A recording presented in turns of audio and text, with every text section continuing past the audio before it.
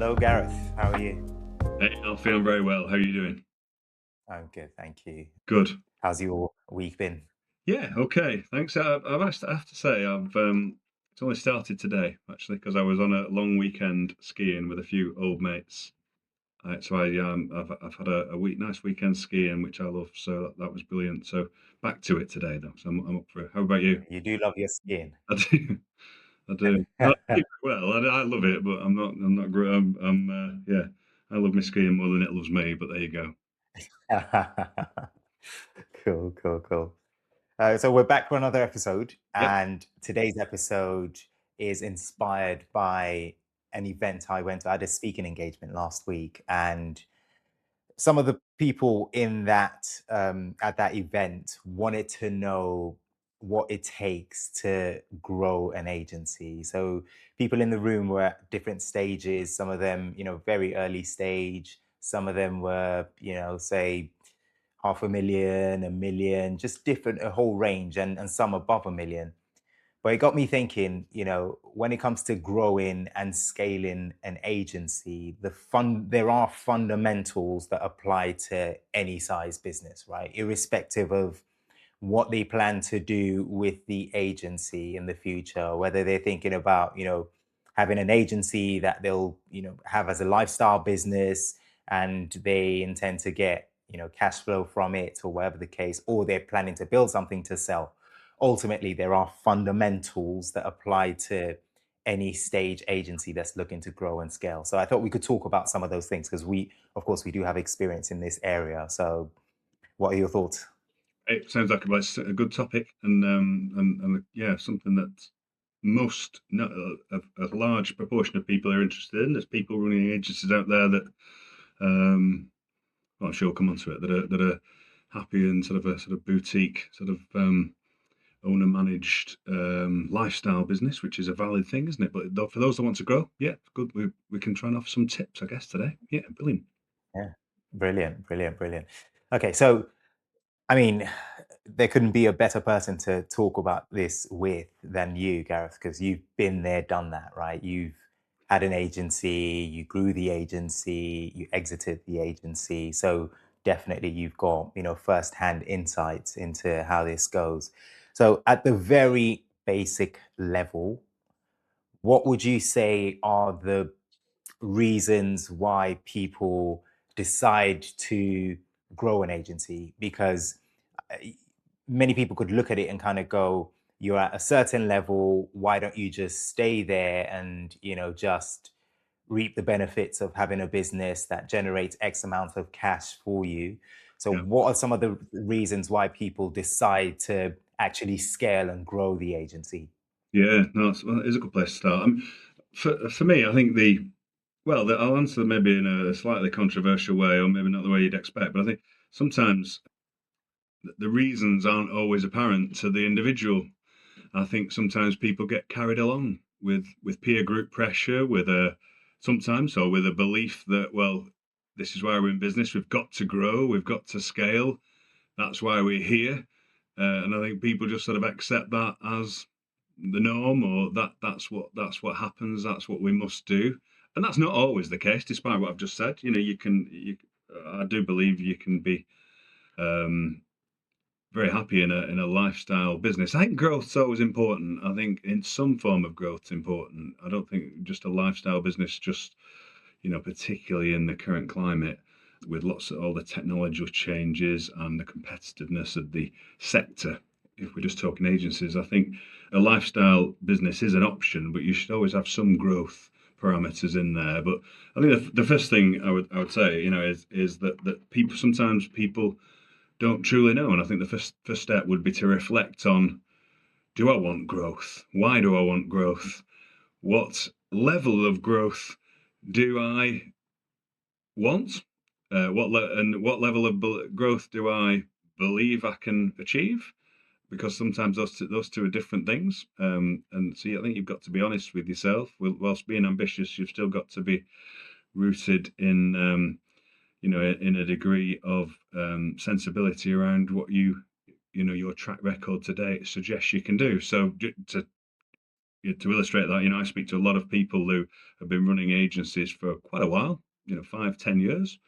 But then when you speak to them about growth, and they might be 500K revenue or whatever it might be, fine, absolutely great, or a million or whatever the figure is. But then you speak to them about growth, and they've got huge figures in mind. They've got 8 million, 10 million, 15 million pound revenue businesses in mind, and I'm never one to say that can never and shouldn't and doesn't happen.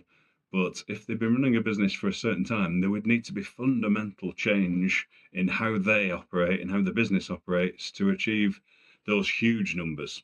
Um, so I always ask the question: Are we being stretching but realistic here with our ambitions? And sometimes that strikes a chord. Sometimes it doesn't. If I'm honest, sometimes people say, "Well, you know what? Yeah, no, I've got to 500, a million now, but no, I want 10 million." And I'm never one to dampen that enthusiasm, but I've got to point out at that stage, I suppose, that, yeah, you've got to make some fundamental changes here because we've only got to this level in a certain amount of time. It's very, very unlikely, unless we're extremely lucky, that we're going to, and something incredible happens, that we're going to 10x that growth over the same period again. So I think that realism is important. What do you think? Yeah, 100%. Of course, the nature of, my training and my approach to consulting and all of this sort of stuff just requires me to have a high level of realism. Just I am very pragmatic, basically. I understand, like you said, I will never say to someone, you can't do this, or, that number's too high. Because at the end of the day, I don't know what your hustle game is like, right? I don't know how connected you are, what your pipeline, I don't know any of that stuff. So I'll never say you can't do something. But for me, with a numbers background and finance background, I will always bring it back to, okay, let's put something down on paper to see, how realistic what you're talking about is. Because, I'm sure I can name one or two clients we've worked with that have done, exceptional growth, right?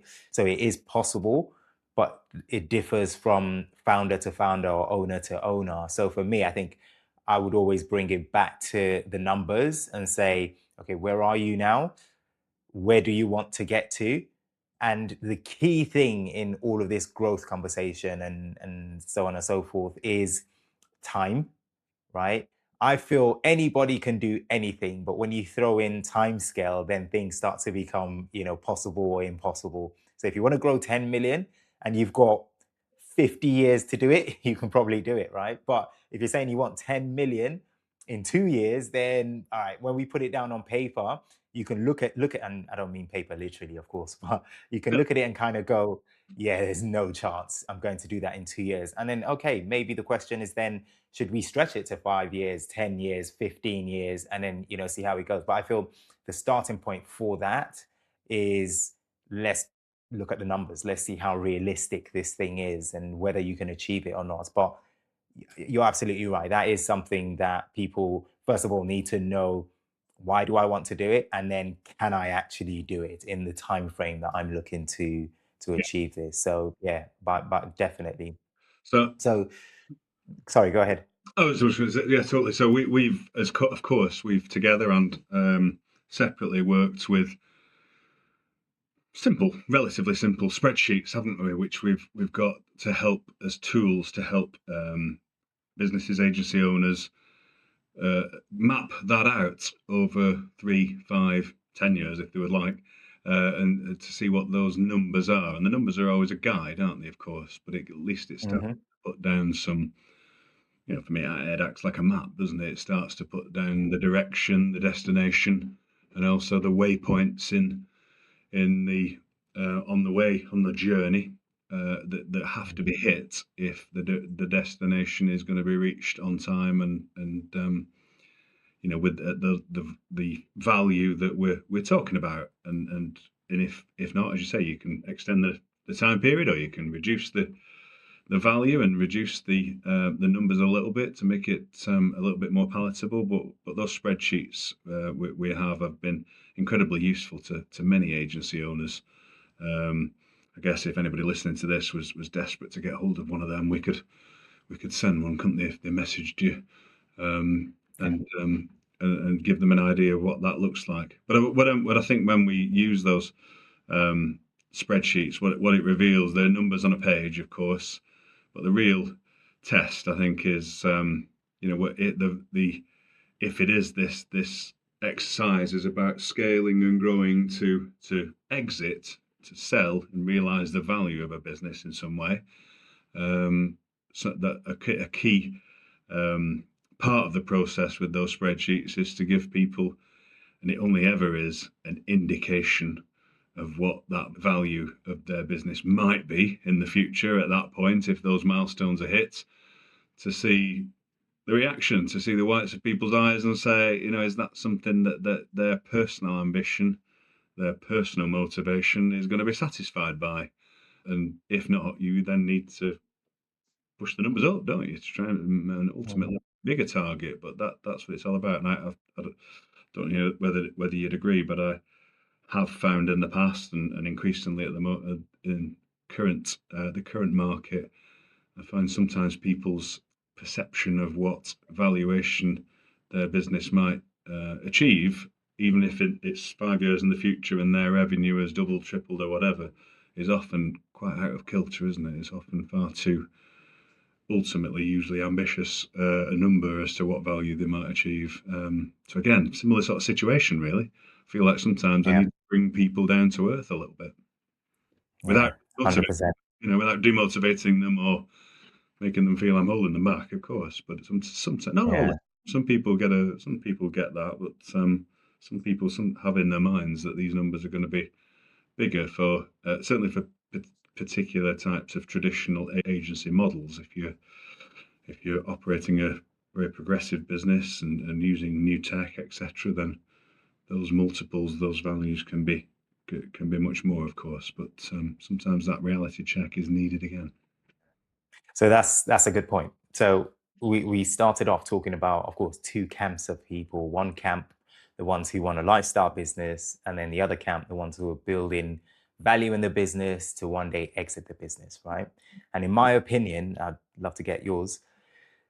The criteria is the same for running the business, right? If you want to a lifestyle business or you want to sell it at some point, you still need to do certain things, right? And the first one, maybe because I'm a commercial, finance person, but the first one, and I think one of the most important ones to me, is the profitability of the business, right? So if you're planning to have a lifestyle business, of course, you still need to pay people. You still need to take a dividend and a salary and everything, for the course of, you having that business. So you need to be profitable. If you're thinking about selling the business at some point, exactly the same thing, and you need to be profitable. I think the only difference is you need to keep increasing that profitability if you want to sell it at some point. But at the end of the day, being profitable on either side is one of the key criterias, right? So there are a few others, and we'll dive into them. But let's just talk about what do you think about that? Do you agree? Yeah, I do agree. But just hearing you say those words strikes me as sometimes a little bit. It's a sort of bizarre situation that perhaps sometimes we need to point that out, isn't it? Because Mm. of course, a business needs to be profitable to generate, as you've said, um, money for the owner in a lifestyle sense, or to provide a track record and show that this business can generate cash and is worthwhile, is worthy of being acquired at some point. But again, that profitability number in agency land, or that profitability concept in agency land, people are clearly aware of that, but sometimes we cover that up, don't we? We accept a number of many times I've seen agencies accept for a long period, over 2, 3 years or more, mediocre profitability. at best, Mm, if not sometimes poor profitability, and not do anything to change it, or not do anything significant to change it, which is, again, whether you're a lifestyle business or not. That's the lifestyle trap, I think, more than anything else. I think it's a trap for agencies looking to be acquired, because ultimately they won't be, because agencies, as things stand, and has been for a long time, are valued in on their cash generation abilities, their profitability usually. Um, but in terms of the lifestyle business, we need to generate some profit, some cash, and that reminder there is a stark one. But I agree with Toby. yeah. Yeah, brilliant. So just for the people listening who don't understand when we're talking about profit and selling your business, usually agencies are valued on the basis of EBITDA. EBITDA is profit, your operating profit. So depending on what kind of agency you have and the value you've built and all of that sort of stuff, your multiple might be higher. And when I say multiple, it's simply just a number, right? Usually ranging between 1 and 5, or if you're that exceptional, 1 and 10. So you multiply that 10 by your profit, and that will be primarily your valuation. And then there are other factors that come in that might increase or reduce it. Most agencies will kind of be between maybe 3.5 to 5, and then you get the ones above. So that's what we mean by profit and multiples and EBIT and stuff. So with that out the way, so okay, we talked about profit. Profit is definitely one of the things they need to get right for the reasons I've just explained. What else, Gareth? How would you, where would you rank the leadership of the business in all of this? So, is it something that you think would sit with the lifestyle business? Is it more important for the agencies trying to sell, or where? How would you? What do you think about leadership? Having a strong core leadership team. Yeah, no, that's a good one. I think, is there much? I guess by nature, I think it's probably more important for the business that is hoping to be acquired. The leadership is hugely important in running the agency, isn't it? But if it's a more of a lifestyle business that the founder is happy to continue to run, and ultimately a smaller, these lifestyle businesses, not always, but they are on the smaller side, and they're going to remain so because growth isn't their key focus.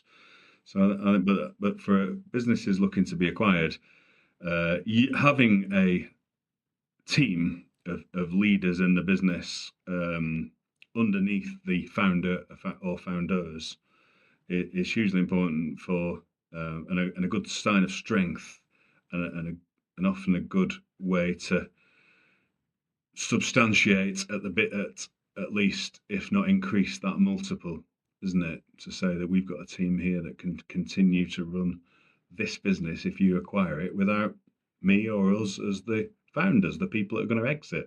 So hugely important. Sometimes come across situations where it's not always the highest up on the ranks on the list of important factors, that because some, of course, businesses get acquired by bigger agencies that want to absorb them into their own agency, their own brand. Have If it's a very similar type of work, some acquirers might not be as worried about the fact that there are, a team of senior leaders in there, and in fact, it might be a benefit because it means that they don't have to suffer, for want of a better word, integration costs, and making people where they've got duplication of roles. I mean, finance directors or HR directors, forgive me, as an example too. If an acquisition happens, or then people end up with sort of two of the same roles that they need to sort that out. So it's not always high there, but in other acquisitions, hugely important because they want that business to uh, continue to run itself as a separate brand, maybe, or a department, if not in name, certainly in function. And people that are running it and not the owners is a big one. Yeah, and many times when people just ask the question, what are the things I need to be doing, to make my agency sale ready and things like that, is I think in many cases it is a tricky thing to answer because, to your point, people that buy agencies buy them for very different reasons, right? They're just some want to roll it up into something else. Some want to, get into that business, and therefore, rather than start from scratch, they want to acquire something and just run it. So a lot of these things that we're talking about today will depend on obviously why people are wanting to acquire your agency in the first place. That's definitely true. I think if the agency owners just put these things in place anyways, then it can't hurt, right? So regardless of why someone wanted to buy an agency, for example, I don't think they would kind of look at certain things and go, for example, oh, you're way too profitable. That's always going to be a given. They want it to be profitable, right? Or the leadership thing that we're talking about.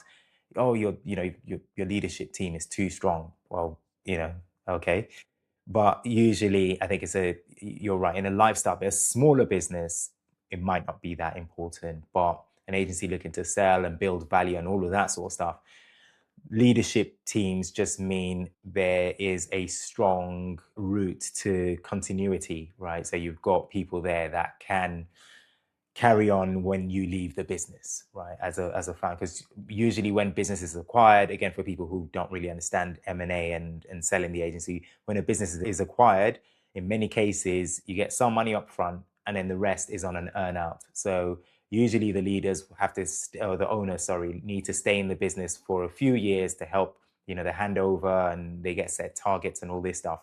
But at some point, the owners are going to leave that business. And when they leave the business, whoever's buying it typically would want to know that there's, a succession plan.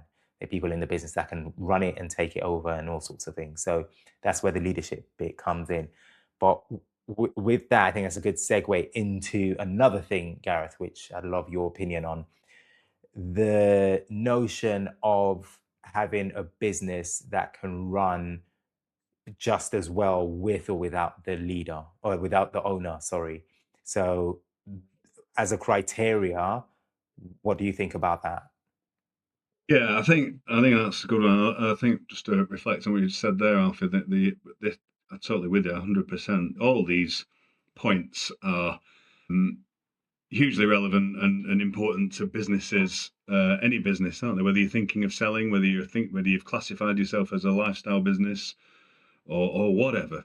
If you want to be a successful business, then some of the things that we're talking about, being profitable, having a team of leaders underneath you, um, or having a plan of some sort to continue to to have an eye on the future and how you want to grow and have to support that with by numbers that at least then form, as we've said, the direction and the numbers that you want to achieve. Then all that thing is useful stuff, whether you're being acquired, want to be acquired now or any point in the future. So I totally agree with that. But yeah, that team underneath the business is huge, and that's a good thing, isn't it? Any business that has a team supporting uh, running the business, and I think particularly a team that is one which is focused on not people are important, individual talent is important, but a team of leaders that put processes and systems and standards in place to make the business run not like a machine, because some of our creative agency listeners but their ears might prick up and be horrified by that thought. We are many of us in agency land are creative businesses at heart. So don't aim to work like clockwork machines all the time, but systems and processes, having a way of working, having something that is not always reliant on individual human intervention these days. This has always been important. It's hugely important. It's hugely more important going forward. Even if you're not automating everything or using AI, either now or don't intend to use it much in the future, that's fine. But having those systems and processes in place so that the business can run well and can run without the founder, because if you're founder, you are going to exit if you do sell. But as we've been saying, even if you're running a lifestyle agency, a big part of that principle for most people, I guess, would be they want to run a lifestyle agency. They want to be involved. That's why they choose to do that. They want to run the business and be ingrained in it. But they don't want to be called upon every single hour of the day, and they don't want to be absolutely at the centre of everything that happens. Usually, they will want some time off. Some of those people in agency world are life partners as well as business partners, so need the agency to run while they go on holiday, and one of them doesn't need to be there. That's that, and we find that that's reasonably common and a very important point. So you need the business to run without you as well as the founder, and those systems and Yeah. processes allow you to do that in addition to the senior management team. Yeah, you literally read my mind because I was going to go on to systems and processes later. Because Mm, I remember someone that was in one of our programs and he had automated pretty much everything in the business. I know you know mm, who I'm talking about. yeah, And I mean, that was just brilliant, right? Because everybody in the business, from what he told us and what he showed us, knew where to go for everything, yeah, so everything was all, systemized and documented as well, so I think that for someone, not that he was planning to sell the agency or anything, but for someone who's eventually might sell their agency, to have something like that where, a buyer comes in and they, review your processes and, your people and all of that, and they can see, you've got everything there lined up. Everybody knows what they're doing. If they don't know, they know where to go to find out without having to pester the owner of the business. That definitely adds value to that business. yeah. Totally, yeah. Yeah. And that's I don't think there was in that it will they'll remain nameless, so I think I can say this. That was great. What that particular individual described to us, what he'd done was brilliant. But I saw a challenge to it or a bit of a fallout from how he relayed it to us over a few weeks or months. As in, you can put systems and processes in all you want, hugely important. I've just said it is. But then if you don't follow that up with consistent leadership, those can fall down. You can rely on those things too heavily Yeah. and almost back off a bit. And so that's all in place now. That's just going to run itself, which for a period of time it might, or for an individual, or for some individuals, or in some instances it will. But then we are people businesses currently in agencies. For the foreseeable future. And I think as much as I'm a big advocate of systems and processes, I think it brings us on maybe to another one. We've talked about senior leadership underneath, but leadership in right at the top, the founder, even if you want to sell, uh, unless you're desperate to sell, in a short period of time, I'd say another factor to work on is your own leadership. If you're looking to Yeah. sell in 3 to 5 years, say, um, before or during that period and before any sort of conversation around exits happens, um, 3 to 5 years is not a short period of time by any means, but it will fly. But it means that you need to work on your own leadership skills and evolve them because Mm. if we are talking, particularly if we are talking exits and acquisitions, and we're talking big leaps or big or huge growth ambition for going from X to Y, and which is a big leap over a number of years, absolutely fine. Those figures don't just happen and land and everything stays the same, including things need to evolve and change, including the founder. They need to manage that, what will be a bigger business with different challenges, with bigger teams, probably even in the future, with more complexity ultimately, and their leadership skills, as the old saying say, what got them from zero for starting a business to where they are now to where they want to be in the future. Their leadership skills will have to evolve, and I think that's can be one of the big factors that hold growth back. Actually, people have the will to do that, but they don't apply themselves enough to change their leadership skills or to spot where they need to adapt and try to do things in the same way or a similar way, which works. But what might work for 6 people in a team doesn't work for 60 people, or even 30 people, even 15 people. Yeah, It's a much bigger, more complex business, and you need to adapt just as well, just as much as your team and your business and your processes in that case. Do you agree? yeah. Yeah, yeah, absolutely, absolutely. It's a key factor because also, like I said before, even if a business was acquired, you don't just walk away on day one, right? You're still going to be in that business for, a few more years. So whatever skills, whatever leadership skills, whatever processes and whatever that you've kind of been in charge of is still going to have to be in place and implemented after you sold, right? So a sale is not the end of everything you've worked for and Yeah, everything you've done. There is still a transition period, which is a few years usually, where that system, those people, the culture, all of that stuff you've built will be tested, right? Because I've actually spoken to quite a few people who just say that that period, that 3 to 5 years earnout was like the worst time of their lives because for whatever reason, now you're part of a bigger machine and they've got their own systems, they've got their own processes, and or people want you to change your ways, all sorts of things, right? So I think to your point, you have to have that strong foundation as a leader. You have to have this, obviously, the team, the processes there, because they will get tested even after you sell that business. So definitely a key thing. But yeah, that's a I did great point. say culture.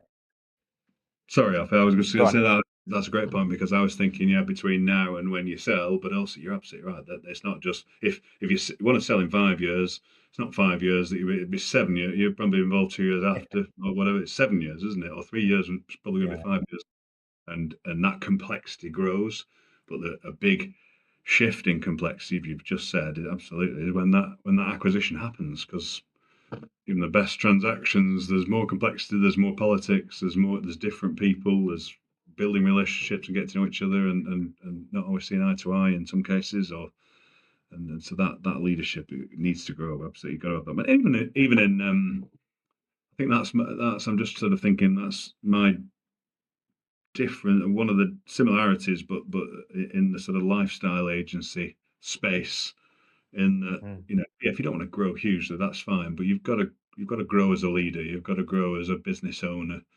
You can't be doing the same things in the same way as you've always done in 5 years' time and be expecting to, even if it's relatively modest, to be making the same profits or to be servicing the same clients. That thing that life doesn't work like that. Business doesn't work like that. You will probably, if you expect those things to stay the same, be very disappointed. So that's where that growth and how you manage the business, how you look at it, how you adapt it, even in a lifestyle sort of situation, is huge. You've got to think about that sort of stuff, and even if you don't want to yeah. sort of heights of acquisitions and things. Yeah, because that saying of, if you're not growing, you're dying thing is true. Because Yeah. if you're standing still, the world is still moving, right? Yes. So, whether it's a lifestyle or you're building it to add value, if you're staying the same, you're not developing, you're not growing as a leader, then you won't be competitive. You can't compete with everybody else because everyone's still moving, everyone's still growing, and eventually you get left behind. And then the clients, of course, want innovation, they want services done better, quicker, more efficiently, and everything. So they'll just go with someone else. So regardless, I think whatever camp these people sit, whether it's the lifestyle or the, building to sell kind of thing, that is a huge part of it. But I did mention culture in what I was talking about before, when I was talking about the earnout and building culture. What do you think about culture being one of these things we're talking about? Because I think culture kind of sits in there with process, because when you talk about culture, you're talking about how the agency, how the people in the agency do things, how do things work around here, what do we believe in, kind of thing. So how strongly do you think that ranks on the list of things that people need to be building in their agencies, irrespective of Yeah. Yeah. sale or Culture's a good one. I mean, I've said to you, or when you've been working in the same room as me, and on a couple of occasions in some of our groups and things. That I've said it before, and I'll say it again, it's perfectly true. I think one of the big factors in my business's success, my agency's success, was culture. What was the culture it develops, kind of all the strategies and the technology and all the rest of it in the world. All those are factors, if you've got a great culture as an agency, then you're well on your way to being able to sustain and build a great business. So cultures, I think it's up there on the list, and maybe it's something that some acquirers prize quite highly. I think everybody would probably openly say that they prize culture highly, but some not every acquirer does. Some people are more numbers driven, more spreadsheet driven, more financially driven, and just want all those things to look good. But other acquirers, particularly if it's more of a there's no such thing. I was going to say merge. There's no such thing as a merger, really. There's always somebody acquiring the other. But if it is more of a merger, and there is more of a the two businesses being put together, that culture, having a similar culture with sort of similar values and similar way of operating and doing things, never going to be the same because they're different businesses. But if it's aligned um, in the early stages, that's a good thing, isn't it? Because the acquirer, that for both parties, that means that acquisition stands a better chance of success. So I think it's up there, definitely. I don't think it's as high as one. Perhaps we should talk about, which for me is always up there, and one of the highest is new business generation, Mm, mm, uh, and the sort of, we call it new business in agencies, don't we? I just have, but the marketing function of the agency yeah. and the sales function, whether that's one and the same person or team, or whether those are different teams, but that's fundamental, I think, to literally fundamental to growing, but Hmm. it's also something that an acquirer, I would say, always looks for, because frankly, it's often missing. Even with numbers, agencies that have posted good numbers, it's not always down to an effective marketing or new business machine. And even sometimes acquirers, they've grown, they've to be able to be in a position to acquire, they've done well, but they may be lacking sometimes in their own new business um, Mm, endeavors, and that's why sometimes people acquire, because they acquire to buy growth rather than grow it organically.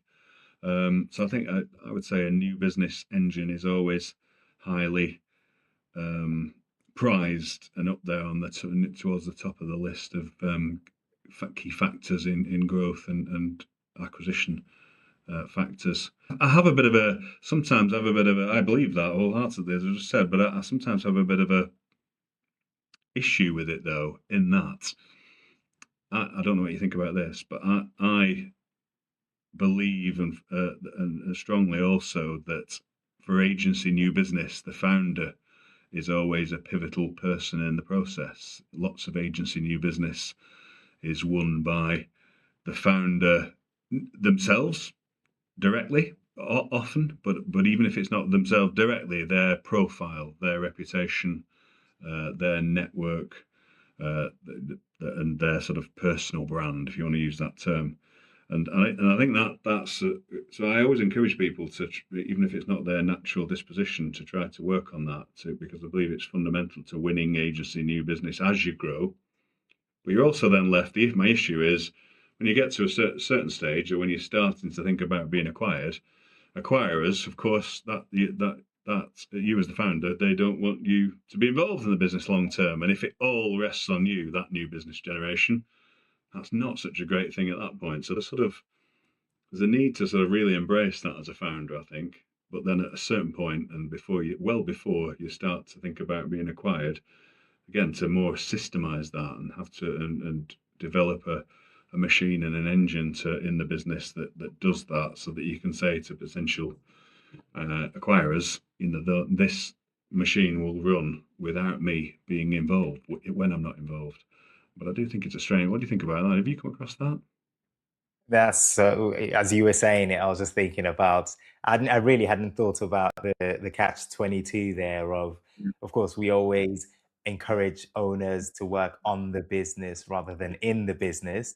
Them working on the business in terms of as it relates to business development and growth means Yeah, them being responsible for a big percentage of the new business, right? But you're absolutely right when it comes to acquirers that could become a concern. And what I've seen happen a lot of the time is when people do come to acquire the business, if it is the situation that the owners are the sole, new business generators, then in that earnout period, that's definitely something that they work on together, right? Either again succession, trying to get someone else to do it, or depending on the size of the agency, they bring in people who are dedicated business yeah, development people or something. But as they say, the show has to go on. That is a key part of why they acquire any business is they want continuity again. They want growth. They want clients that won't churn so much. So they need someone to do that thing. So yeah, 100%. The more an owner can figure that out, and again, all these things we're talking about kind of tie into each other, because I think this, when we talked about process, this definitely sits in that process bucket of have a process for new business generation, right? You as the founder could be the closer, for example. But I always say to agencies, in some small way, almost everybody plays a role in new business or business development, right? Whether it's your account directors or your directors or whatever it is, the directors, account directors, their main focus might be organic growth, right? So make sure within the culture of the business, within the process of the business, people have got their responsibilities for, new business development. Because we've worked with quite a few agencies, right, where, organic growth is the primary source of new business, right? They just know how to get more from their existing clients and so on and so forth. So I think definitely important for the founders to have a process for new business outside of just them.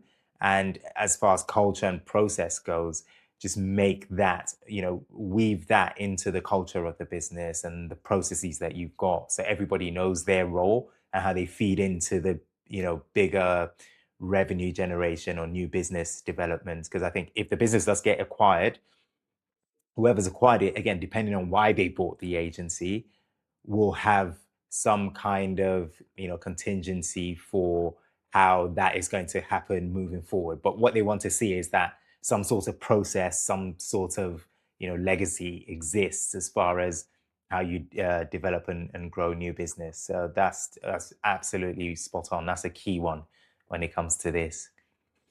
So it, staying on clients, one big thing that I think people miss out on, and some people do know, is just I think they struggle to work it out, is the idea of having one or maybe two big clients generating, a big percentage of your revenue. So, I've spoken to people that, we start working and we kind of do like an audit or whatever and find out that they've got one client that is 89, 90 something percent of their whole business, of their revenue.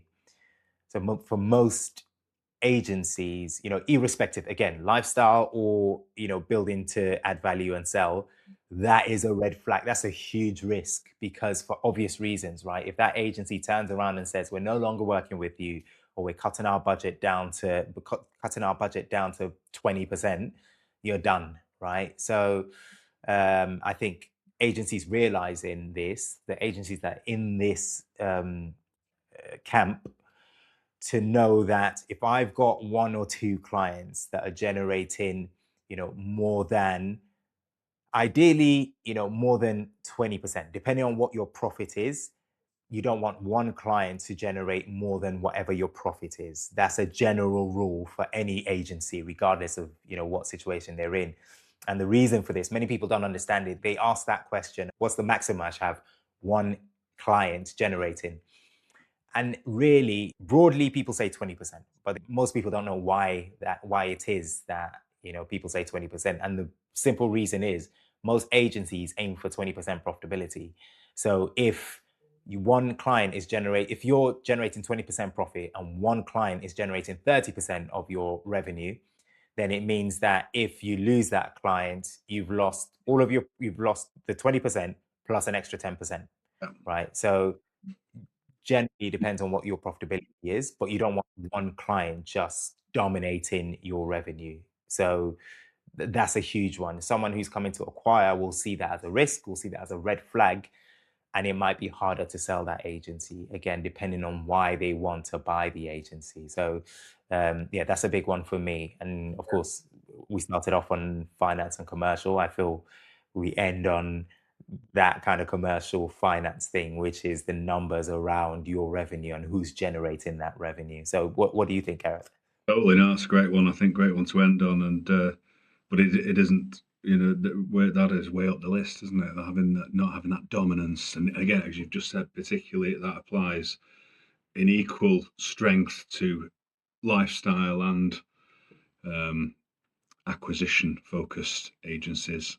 If you're a lifestyle agency and you're happy being a lifestyle agency, great, but make sure it's not because you've got 85, 90% of your revenue coming from one client because you're effectively just working for them and they can pull the plug at any time or be forced to pull the plug at any time. They might think, all sorts of things happen. And equally, if you're on the as you've just said, the acquisition focus is huge detractor in multiples, that isn't it? When there's a big dominant client, sometimes even well, I say sometimes I've seen it a number of times. You might have one large client, more than 20% of your revenue, but also more than the profit, generating more than the profit that they are actually making. So other loss-making clients are being subsidized by the one big one. We might have a spread of revenue and a spread of clients, but the one big one really generates all the profit and more. And some of the profit is spent on propping up clients that are not profitable or clients that we're over servicing, etc. So that's a fundamental flaw and something that needs to be sorted long before you think about acquisitions and that sort of stuff, because that's not a sustainable business at all. Yeah, perfect. So to round up for everyone listening, Gareth, I want to make this personal to you. So, what advice would you give people who are on the journey of, adding value to their agency to one day sell it, or the people who want to carry on as a lifestyle business? Like I said, both have got the same fundamentals. So, Yeah. what key advice would you give to the people listening? Um, I cut a lot of points there, and I think there are more as well. Actually, maybe there's a sequel to this because there are Yeah, I things think of a like lot more. positioning and making sure that you're. Well, we won't mention them, but I can think of three or four more off the top of my head that we could do. So maybe we could do a sequel. But for now, I think that we've covered some of the big ones. And Yeah. what advice would I give? All that stuff uh, is good advice. But where we started off with having some sort of plan is is the starting point, and I think I would advise everybody to do that. It's not a detailed plan. It's but just some numbers ultimately around where you want to get to, the number of years you want to be involved in, and the number of years before you exit or you want to exit, the sort of revenue numbers, what the profitability should look like, what the client split should look like in terms of revenue, or the number of clients you should have, number of people you would expect to have. Basic, but numbers actually. But when you put all that sort of stuff into a spreadsheet and split it down into years, that can be really powerful, really useful, give you direction, give you a focus. But the worst thing in the world is, and you'll have, I think, experienced this, well, you've experienced it with me as well, I think, Alfie, when we're working with agencies. The worst thing in the world is going through all that work to get that, which is quite a bit of work. It's not horrendous, but it's quite a bit of work to get that sort of plan and numbers on the page. But then uh, forget about it. Stick it in a well, you don't stick it in a drawer these days, do you? Stick it in a file on the system, and away you go. And we focus on day to day again, and we don't really focus on. Well, no, we've now got to hit those numbers. We've now got to achieve that first year revenue target, first year profitability target, and I always think that's a real um, marker for me. If people want to do that or do that process is a tick, but if they then fail at the second part of it by saying, right, we're going to work with these numbers monthly, uh, at the very least now, and use them as targets, that if they might fail at they do fail at the second fence sometimes, and that's a sign for me they're not going to do it. They're not going to make those numbers if you don't focus on them. Great, great. Thank you. For me, I think mine's probably a step before even the planning bit is just make a decision, right? Because I've spoken to some people who started off saying, okay, we want to grow, we want to da da da. You Mm, start working with them, they get to a point, they're like, oh, quite actually, you know what? This is, I don't know, if they feel it's too difficult or for whatever reason they change their minds, they're like, yeah, this growth is not, it's not sustainable, or it's not what we want to do anymore. We want a lifestyle thing. And yeah, then down the line, they change their minds again and go, oh, yeah, how about that growth? Where can we get to? I think yeah, first of all, just good, and I think yeah, it starts with that, starting with why. Why did you set this thing up? What do you want to achieve? And then work backwards from there, but definitely make the decision first to exactly what you want from your agency and what you want from a sale. If a sale is what you want, or if a lifestyle is what you want, whatever it is, just make a decision, then go into, the planning stage of things, and then everything follows from there. So, yeah, totally, yeah. Because some people at the end of the some people at the end of the day don't want to, or wouldn't want to run a business of more than a handful of people, or more than 10, or more than 20. Some people saying, mhm, I can't run a business of more than that. That's just not me. That's not why, as you said, I joined or started this business, should I say. So if those are fundamental things, then that's good. But at least we know now, and we can then focus on running a great 10-person business or whatever it might be. But yeah. having some plans to, and some focus on growing the offer, growing ourselves, growing how we use technology in the business, etc., so that it's not just a stagnant business. It is that lifestyle business, which is also underneath, constantly moving forward. Perfect. Yeah, I think we're definitely going to do a sequel to this because, like I said, still got a few in my mind. I know you do too. So the next one will be a part two to this. We'll talk about this some more. Part two, fantastic. Look forward to it. Perfect. Yeah, nice one. So thank you, Gareth, for another great episode, and look forward to speaking to you again next week. Thanks, Alfie. Speak to you soon.